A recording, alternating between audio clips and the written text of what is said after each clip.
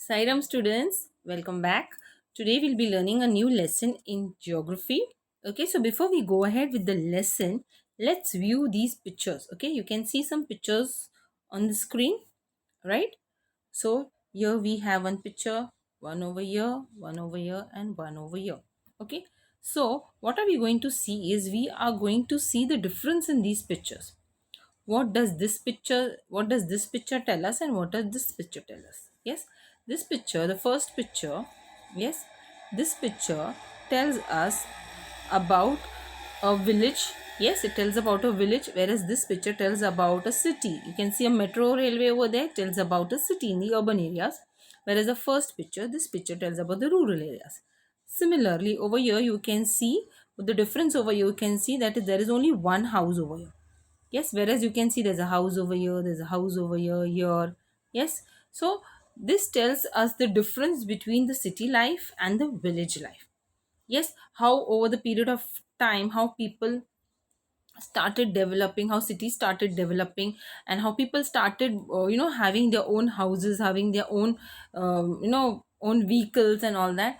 So basically, what are we going to learn in today's lesson? Okay, today's lesson, chapter 10 of geography, we are going to learn about human settlements, how humans, after the evolution, how they had started living in groups, small groups. These small groups then developed into larger groups, then into villages, and ultimately with you can say innovation in science and technology, introduction of science and technology, development was there, and these villages developed into cities and big towns. Okay, there are some metropolitan cities as well. So today, in today's lesson, chapter number 10 of geography, we are going to learn about human settlements.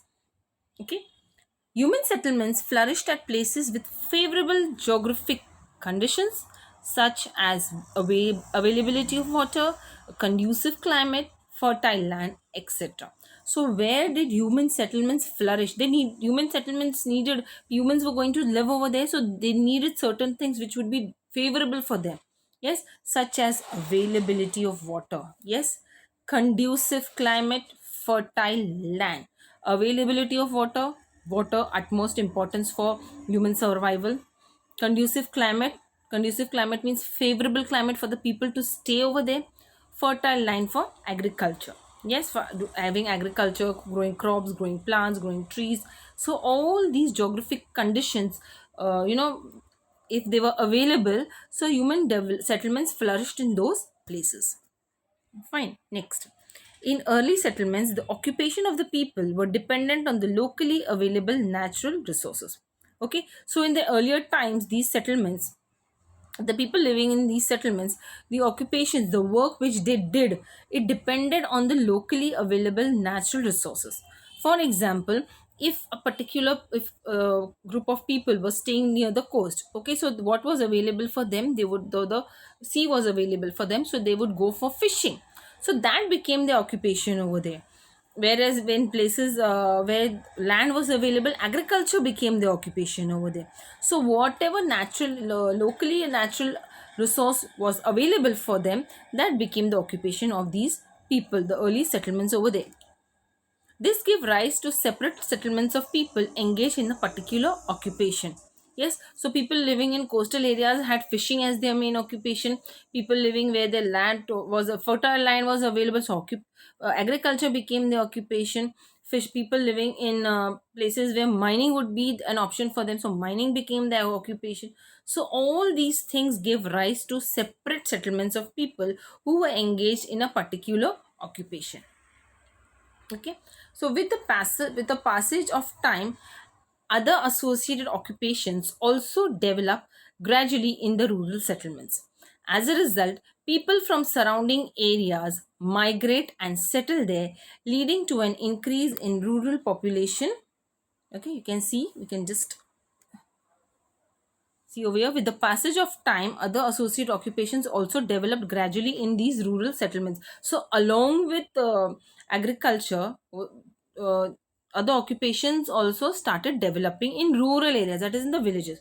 So, what happened as a result of that? People living from surrounding areas migrate and settle there, leading to an increase in the rural population. Okay, so it's not necessary that in a particular village only agriculture would be the occupation. There were other supplementary occupations also which were helpful for agriculture.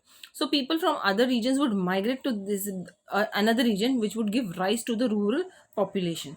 Houses are built and different facilities are developed for the growing population. Okay, so when since people are migrating and staying at a new place, so they will have houses of their own. Yes, and then importance of secondary and tertiary occupation increases, the proportion of people engaged in primary occupation decreases. So what does this mean? Importance of secondary and tertiary occupation increases. There are three types of occupations: primary occupation, secondary occupation, and tertiary occupations. So this importance, primary occupations are the occupations like agriculture, mining, fisheries. All these are primary occupations where you're directly related with nature. Secondary occupations are the occupations where the raw materials which are available in nature, they are being converted into a product. Yes, a final product. Yes, like suppose if you get sugar cane, that is a raw material which you're getting. Yes, what final product you'll get from it is either you will get jaggery or sugar. So that when process of converting sugarcane into sugar or jaggery is called as the secondary occupation. Tertiary occupations are the occupations like transportation, communication. All these come under tertiary occupation. So with this increase in growing population, there is an increase in the secondary and tertiary occupation, whereas the primary occupation declines. So this process leads to the transformation of rural settlements into urban settlements, where in rural settlements migration of people was there, increase in population was there. So ultimately it gave rise to the increase of secondary and tertiary occupation. So these rural settlements developed into urban settlements. Yes, so and also due to religious, historical, commercial, educational and administrative reasons, and also due to tourism, the original settlement may transform into an urban one.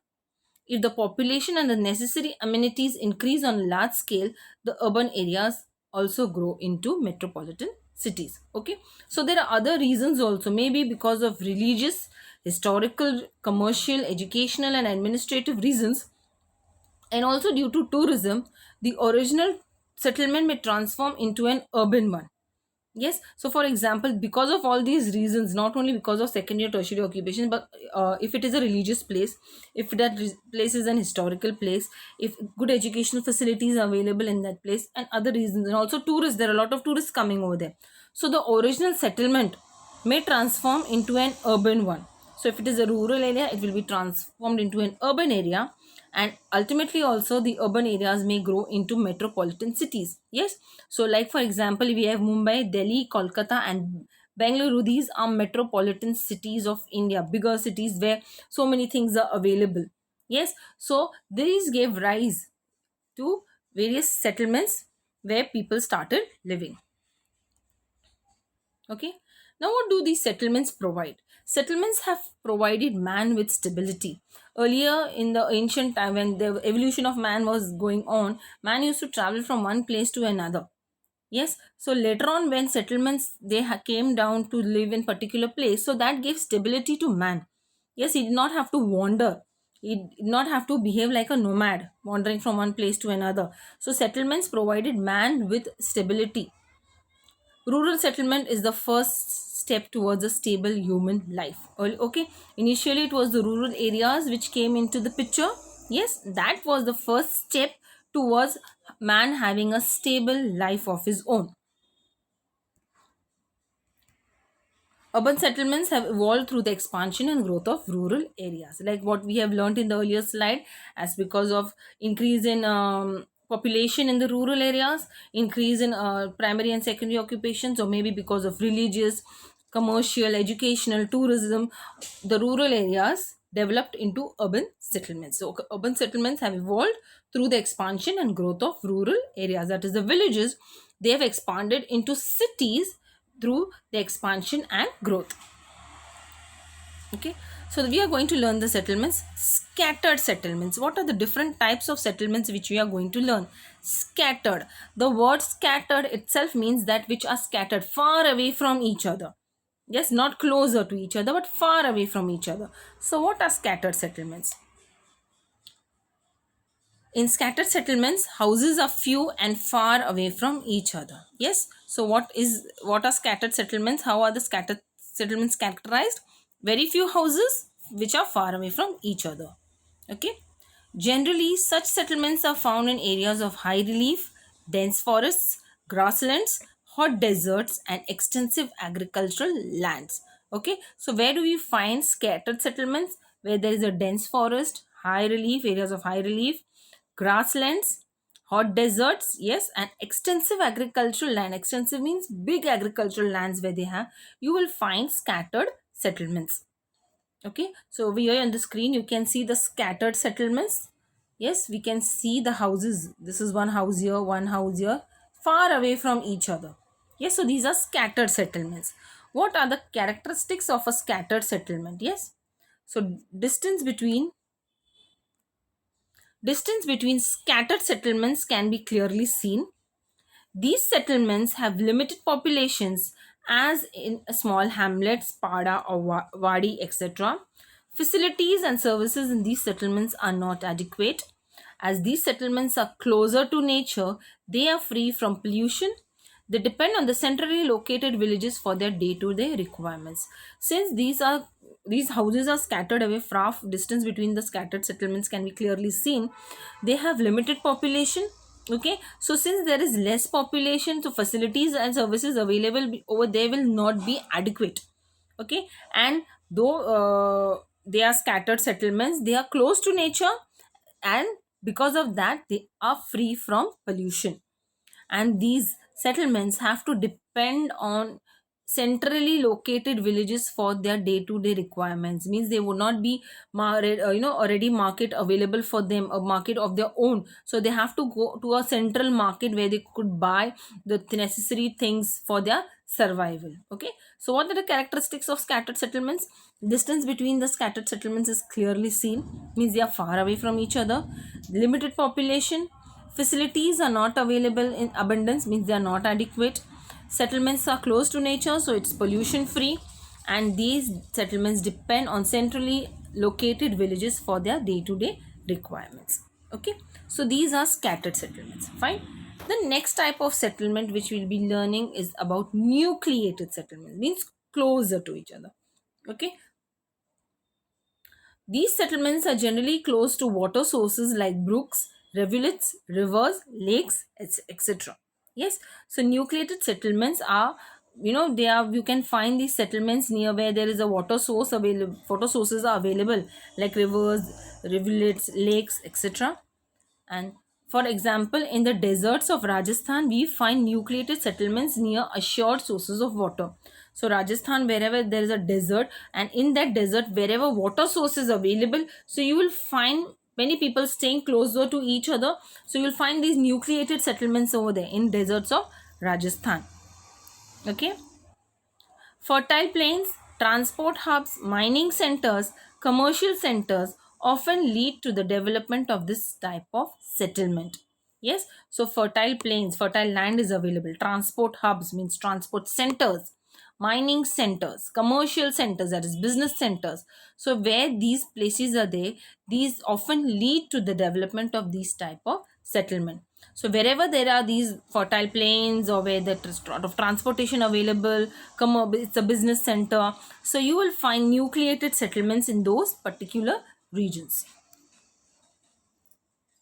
Factors like defense, health, education, and other social and religious factors also give rise to this settlement. So, other than fertile plains and all this, so other factors like defense, health, education, and other social and religious factors also give rise to nucleated settlements. So, you will find nucleated settlements close to water sources. You'll find close to the whereby there is a fertile land, transport hub, mining centers, commercial centers. Factors also like education, defense, health, social and religious factors also give rise to nucleated settlements. Okay, so here we have the nucleated settlements. You can see on the screen how the nucleated settlements are. The houses are close to each other. See, you can see how the houses are, they are close to each other. So these means scattered means far away, nucleated means they are closer to each other. So what are the characteristics of nucleated settlements? In these settlements, houses are together. Social services are available in these settlements. As these settlements develop in certain places over certain periods of time, they attain particular shapes. Roads are narrow in the old parts of these settlements. People from different castes, religions, races, and ideologies live together in these settlements, and hence they have a better social life. Okay, so you can see on the in the picture also these houses are close together. Okay, social services are available in these settlements. Yes, so there is a society, so their social services will be available over there, facilities will be available for the people living in these settlements. And as these settlements in a certain develop in certain places over a certain period of time, they attain particular shape. And roads over here are narrow in the old part of these settlements, and people from different castes, religion, ideologies, races stay together, and there is social harmony over there. And then they have a better social life. Like India is a country with so much of diversity, people speaking different languages. So in nucleated settlements you will find people speaking many different languages, from different religions, from different places, different ideologies, staying together and having a better social life in nucleated settlements. Okay, then the next type of settlement is linear settlements. Now what are linear settlements? Okay, these settlements are seen along roads, railways, rivers, sea coast, and in foothill regions. Okay, these types of settlements are narrow in shape and they spread along a straight line. Linear means in a line. Yes. So linear settlements means they are in a line along the roadways, the railways, sea coast, and foothill regions. Okay. And they are narrow in shape and they spread along a straight line. So it is a straight line. Linear means in a straight line. Okay. So we have a picture over here. So you can see a road in between. This is the road in between. Yes, and then you can see the houses in a straight line. Yes, aren't they in a straight line? Okay, so these are linear settlements. Houses in these settlements are along a single line. As the settlements grow in course of time, multiple lines emerge. Roads are parallel to each other. Besides houses, some shops can be seen too. These settlements grow along with the roads. For example, such settlements are found along the coastal tracks, major rivers, and national or state highways in our country. So, linear settlements, as you can see, they are in a single line, run along a single line, and it grows in the course of time. Multiple lines emerge. Means, now in the picture, if you can see over here, we can see the first line, second line, and over a period of time, it will increase this way. Yes, parallelly. And the roads run parallel to each other. Parallel means they do not intersect with each other. Okay. So besides houses, the shops will also be there. And these settlements, you will find these settlements with along with the roads. And such settlements are found along coastal tracts, major rivers, national or state highways in our country. Yes. So we learnt about three types of settlements. That is the scattered settlements, the nucleated settlements, and the linear settlements. Fine. Now what we see on the screen is factors influencing the location of human settlements. Yes. So what are the factors influencing location of human settlements? The first factor which we have is physical, second is cultural, and then we have economic. So in physical, what do we have? We have physiography, land or soils, the climate, the water supply, and the river banks. So these are the physical factors which influence location of human settlements. Cultural factors, what are there? Defense, health, education, tourism, historical significance. We learned these also. And in case of economics, how economy, it will be irrigation, other occupations, transport and communication, industries, trade, and government offices.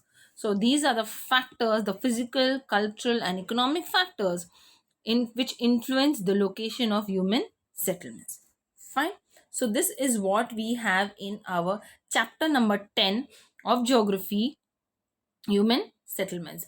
We learned three different types of human settlements: scattered settlements, nucleated settlements, and linear settlements. Yes, scattered settlements, houses are scattered far away from each other, the distances can be seen clearly. Nucleated means the houses are close to each other, and linear settlements where the houses are there alongside the road and then these lines increase over the passage of time. Fine. So this is what we have in our chapter number 10 of geography, human settlements. So I hope you have understood the children. Till then, stay safe. Have a good day, children. Sai Ram.